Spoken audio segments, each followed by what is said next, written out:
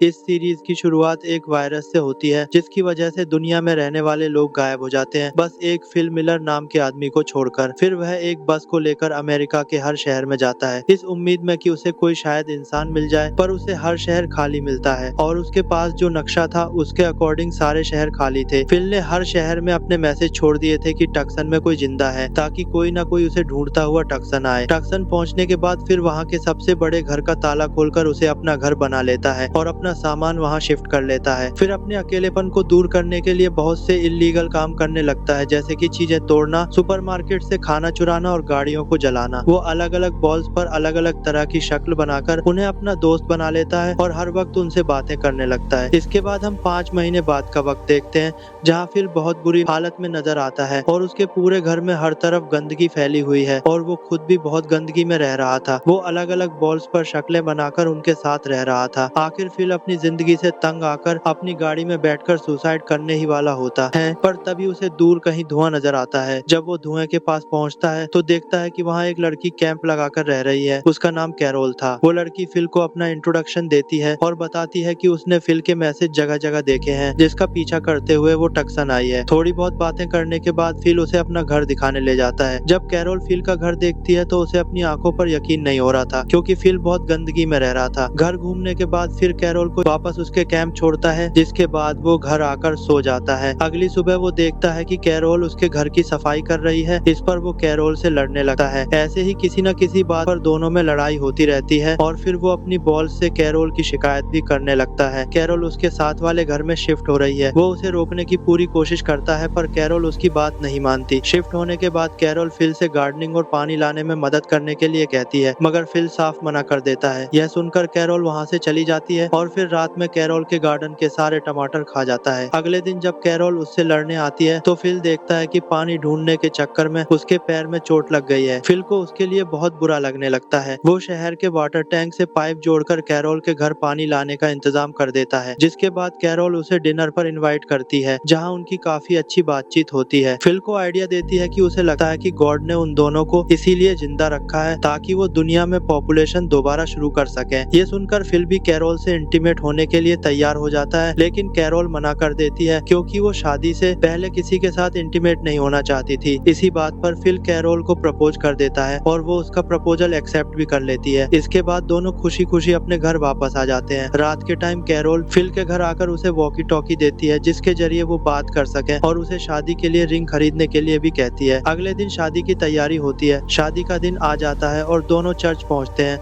जहां voice recorder के जरिए सेरेमनी शुरू करते हैं। जब रिंग पहनने की बारी आती है तो फिल को याद आता है कि वो रिंग लाना भूल गया है और इस बात से कैरोल गुस्सा होकर वहां से चली जाती है। फिर उसे मनाने उसके घर आता है, जहां वो देखता है कि कैरोल ने शादी की खुशी में काफी सजावट की हुई है, जिस वजह से उसे गिल्टी फील होता है। आखिर वो कैरोल से माफी मांगता है और कैरोल भी उसे माफ कर देती है, जिसके बाद वो ज्वेलरी स्टोर की सारी रिंग्स कैरोल को पहना देता है और दोनों आखिर शादी कर लेते हैं और शादी के बाद इंटीमेट भी हो जाते हैं। वो कैरोल के साथ वही सारे काम करता है जो वो अकेले किया करता था और दोनों गाड़ी में 7 शहर घूमने लगते हैं। लेकिन अचानक फिल की गाड़ी साइड से आने वाली एक गाड़ी से टकरा जाती है। दोनों गाड़ियां एक बुरे एक्सीडेंट से बच जाती हैं। गाड़ी से खूबसूरत सी लड़की मेलिसा बाहर आती है। उसे देखकर फिल हैरान रह जाता है। पीछे से कैरोल उसे आवाज लगाती है, पर फिल उसे इग्नोर कर देता है।